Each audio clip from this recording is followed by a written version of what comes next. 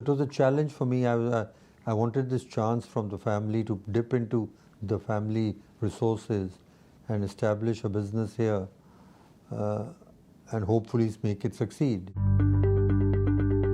We started our businesses in the UAE in the mid-70s. This was a personal challenge for me. I was, of course, very young in those days, came from a family which was well established and settled and used to lead a life of comfort.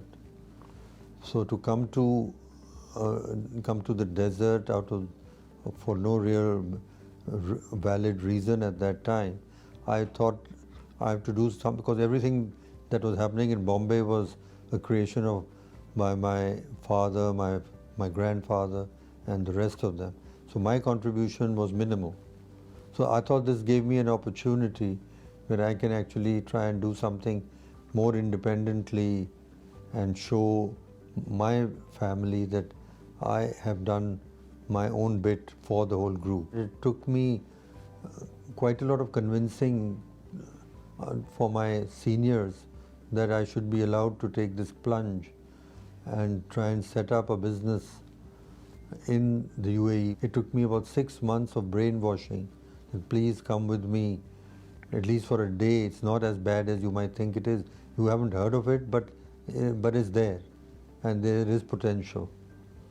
So I want to be given a chance to do this. So it was a challenge for me. I wanted this chance from the family to dip into the family resources and establish a business here and hopefully make it succeed. Who knew?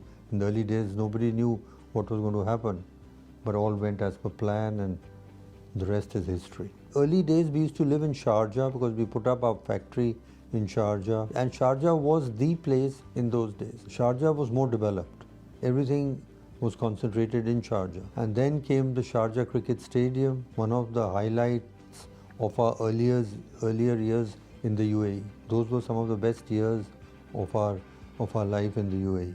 No matter how luxurious Dubai has become now, but those fun days had their own charm. We were fortunate to be invited on the the inaugural flight of Emirates airline. It was real fun because to walk through the Dubai airport without scot-free, without any restrictions, we were going as guests of the ruling family. I became at home here, and as time goes on, one gets settled wherever one is.